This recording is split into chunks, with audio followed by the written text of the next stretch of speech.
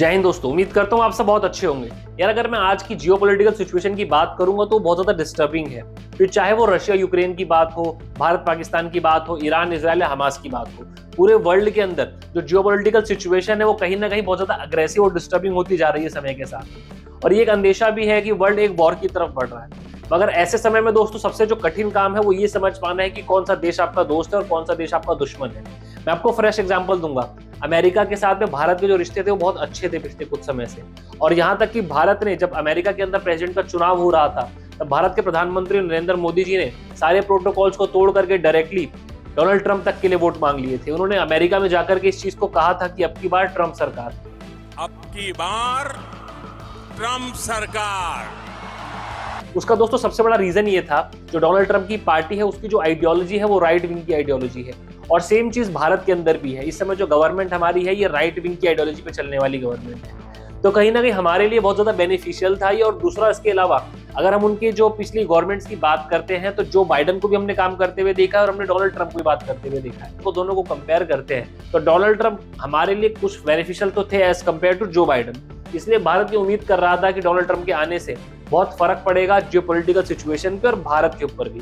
इसीलिए हम लोगों ने ओपनली डोनाल्ड ट्रंप को सपोर्ट किया।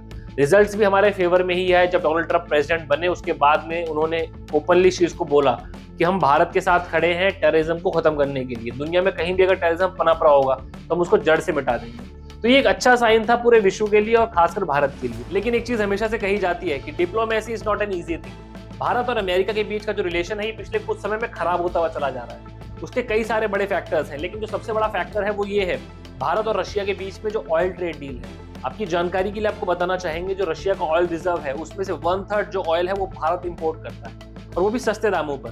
तो इसमें दोनों ही देशों की इकोनॉमी बैलेंस हो रही है। मगर इस चीज को लेकर के अमेरिका ऑलरेडी बहुत ज्यादा परेशान है क्योंकि अमेरिका ने रशिया के ऊपर कई सारे सैंक्शंस लगा रखे हैं। तो उसका क्लियरली ये स्टैंड है कि भारत को रशिया से तेल नहीं खरीदना है। मगर भारत ने भी अपने नेशनल इंटरेस्ट की बात को आगे रखते हुए बोला है कि जिस चीज से मेरे देश का फायदा होगा हम उस चीज में बिल्कुल भी पीछे नहीं हटेंगे, फिर चाहे उसके लिए हमको किसी भी देश से अपने रिश्ते खराब क्यों न करने पड़े।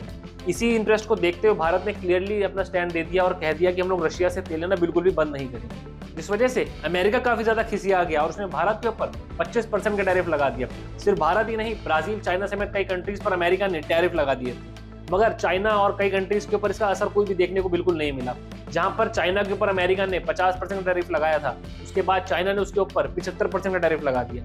फिर जहां पर उसके बाद में अमेरिका ने 100% टैरिफ लगाया तो चाइना ने उसके बाद में 125% का टैरिफ लगा दिया। तो चाइना अपने फैसले से कहीं भी पीछे हटता हुआ नहीं दिखाई दिया।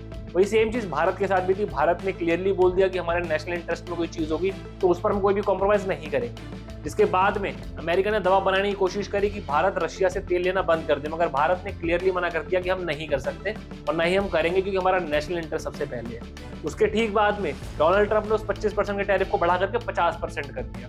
तो दोस्तों ये जो टैरिफ का वॉर दिखाई दे रहा है वो कहीं ना कहीं सिर्फ इसलिए दिखाई दे रहा है क्योंकि अमेरिका सबके ऊपर एक डोमिनेंस अपना क्रिएट करना चाहता है, अपने अकॉर्डिंग बाकी देशों को चलाना चाहता है।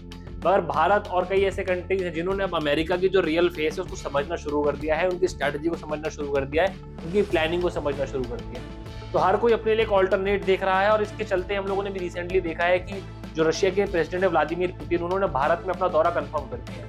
उसके बाद में भारत के प्रधानमंत्री नरेंद्र मोदी जी ने भी अपना चाइना का दौरा कंफर्म कर दिया। यानी कि भारत, रशिया, चाइना एक तरफ एक साथ आते हुए दिखाई दे रहे हैं। और इन तीनों का एक साथ आना कोई बहुत छोटा इवेंट नहीं है इस दुनिया के अंदर। इस दुनिया के अंदर ये सबसे बड़ा इवेंट माना जाएगा अगर भारत, रशिया और चाइना एक साथ आ जाए। ये जो ब्रिक का सम्मेलन था इसके अंदर जो कंट्रीज हैं ये सब के सब एक साथ आ रहे हैं और अमेरिका के लिए कहीं ना कहीं ये एक आंख का कांटा बन चुका है। भारत के इस क्लियर स्टैंड से अमेरिका को पूरा अंदाजा लग गया कि भारत किसी भी सूरत में दबने वाला नहीं है। जिसके बाद से अमेरिका ने भारत को टैरिफ के अलावा बाकी तरीकों से घेरने की कोशिश कर दी है। हम लोगों ने भी देखा रिसेंटली पाकिस्तान के फेवर में अमेरिका से काफी सारे स्टेटमेंट्स आने शुरू हो गए। वहां के जो प्रेसिडेंट डोनाल्ड ट्रंप है उसने इतना तक कह दिया कोई बड़ी बात नहीं है जिस तरीके से पाकिस्तान डेवलप कर रहा है, आने वाले समय में हो सकता है भारत को पाकिस्तान से तेल क्यों ना खरीदना पड़ जाए। मतलब इस तरीके का बयान। और सिर्फ इतना ही नहीं बल्कि अमेरिका के फ्लोरिडा के अंदर भी रिसेंटली हमने देखा कि पाकिस्तान का जो आर्मी का चीफ है असीम मुनीर, उसने स्टेज पे खड़े होकर एक गीदड़ भपकी दी कि हम लोग एक न्यूक्लियर कंट्री हैं और अगर हमारा देश वॉर में जाता है और डूबने की सिचुएशन बनती है तो हम अकेले नहीं डूबेंगे, हम आधी दुनिया को लेकर के डूबेंगे। आप सोचिए कितनी ही शर्म वाली बात है कि एक ऐसा देश जो क्लियरली बोलता है कि हम लोग टेररिज्म के अगेंस्ट हैं, उस देश के अंदर, उस देश के स्टेज पर जाकर के एक ऐसे देश का आर्मी चीफ बयान देता है जो देश खुद टेररिज्म में इन्वॉल्व है ऐसा उसके ऊपर आरोप लगे। तो अपने आप में कितनी शर्म की बात है कि अमेरिका ने अपना जो स्टैंडर्ड है वो कितना ज्यादा गिरा लिया है सिर्फ और सिर्फ अपने पर्सनल बेनिफिट्स के लिए।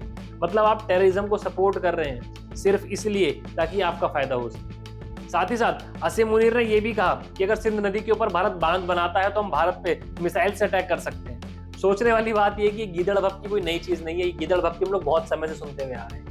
भारत ने बिना देरी करते हुए क्लियरली अपना स्टैंड दे दिया, एक स्टेटमेंट हमने जारी कर दिया जिसमें हमारी गवर्नमेंट ने, हमारा जो डिफेंस है उन्होंने क्लियरली बोल दिया है कि भारत को किसी से कोई फर्क नहीं पड़ता है। कोई भी तरीके का हमला अगर होता है, कोई भी तरीके की अगर कार्रवाई हमारे ऊपर होती है तो भारत किसी भी तरीके से पीछे हटने वाला नहीं है। अगर एक अटैक होता है तो बदले में हम लोग 10 अटैक करने में सक्षम है, जिसके लिए हमें कोई भी किसी की परमिशन की जरूरत नहीं पड़ेगी। तो भारत ने अपना स्टैंड बिल्कुल क्लियर कर दिया है, जिसके बाद से सिचुएशन काफी ज्यादा डिस्टर्ब हो गई है। उसके बाद अभी कल ही हमारे जो आर्मी के चीफ हैं उपेंद्र द्विवेदी जी, उन्होंने क्लियरली बोल दिया है कि जल्दी भारत एक वॉर की सिचुएशन में दिखाई देगा, भारत जल्दी एक युद्ध लड़ता हुआ दिखाई देगा। और उन्होंने आग्रह किया कि इस समय में वो एक रिक्वेस्ट करेंगे कि पूरा देश आर्मी के साथ में खड़ा हो जाए, इस देश को एक होके युद्ध को लड़ने की आवश्यकता है। इसके अलावा उपेंद्र द्विवेदी जी ने हमास को एक आतंकी संगठन भी घोषित कर दिया है, जिसके बाद से जियोपॉलिटिकल इक्वेशन भी काफी हद तक बदल गई है। भारत के आर्मी चीफ से एक ऐसा बयान आने का मतलब ये है कि सिचुएशन काफी ज्यादा क्रिटिकल है और सेंसिटिव है, जिसको लेकर के पूरी दुनिया की नजर भारत के ऊपर आ गई है। इसके अलावा ब्राजील और यूक्रेन समेत दुनिया के कई देशों ने भारत के सपोर्ट में खड़े होने की बात कही है। सिर्फ इतना ही नहीं बल्कि यूक्रेन के राष्ट्रपति जेलेंस्की ने प्रधानमंत्री नरेंद्र मोदी जी से फोन पर बात करी, अपनी सिचुएशन को बताया और एक अच्छे सपोर्ट और अच्छे रिलेशन की उम्मीद जताई। और जैसा कि हम सभी ने देखा कि अभी रिसेंटली भारत के जो एनएसए चीफ हैं अजीत डोभाल जी, उन्होंने रशिया के प्रेसिडेंट व्लादिमीर पुतिन जी से मुलाकात करी। इसके बाद से व्लादिमीर पुतिन जी का भारत का दौरा बिल्कुल सुनिश्चित हो गया है और वो जल्दी भारत में नजर आएंगे। इसके ठीक बाद में भारत के प्रधानमंत्री नरेंद्र मोदी जी चाइना के दौरे पर जाने वाले हैं। तो ये जिस तरीके से सिचुएशन बदल रही है, ये कहीं ना कहीं एक बड़ी चीज की तरफ इशारा कर रही है। मैं आपको बताना चाहूंगा दोस्तों कि आने वाले समय में जो सिचुएशन है वो काफी अलग दिखाई देने वाली है। अब हम लोगों को बस इंतजार करना है और देखना है कि जो ऊंट है किस करवट बैठने वाला है। अमेरिका का जो एकदम से जो हृदय परिवर्तन हुआ है पाकिस्तान के टुवर्ड्स, क्या इंटेंशन अमेरिका की रहने वाली है और चाइना और रशिया को लेकर के भारत का क्या स्टैंड रहने वाला है। तो आने वाले समय में दोस्तों जो चीजें हैं बहुत ज्यादा कॉम्प्लिकेटेड होती हुई दिखाई दे रही हैं, मगर भारत के लिए कहीं ना कहीं एक अच्छी न्यूज है कि भारत के सपोर्ट में कई कंट्रीज आ चुके हैं। अमेरिका धीरे धीरे एक्सपोज होता हुआ चला जा रहा है। तो अब इस समय में देखना ये होगा कि भारत आने वाले समय में अपनी जो पूरी की पूरी डिप्लोमेसी उसको किस तरीके से ऑर्गेनाइज और मैनेज करता है।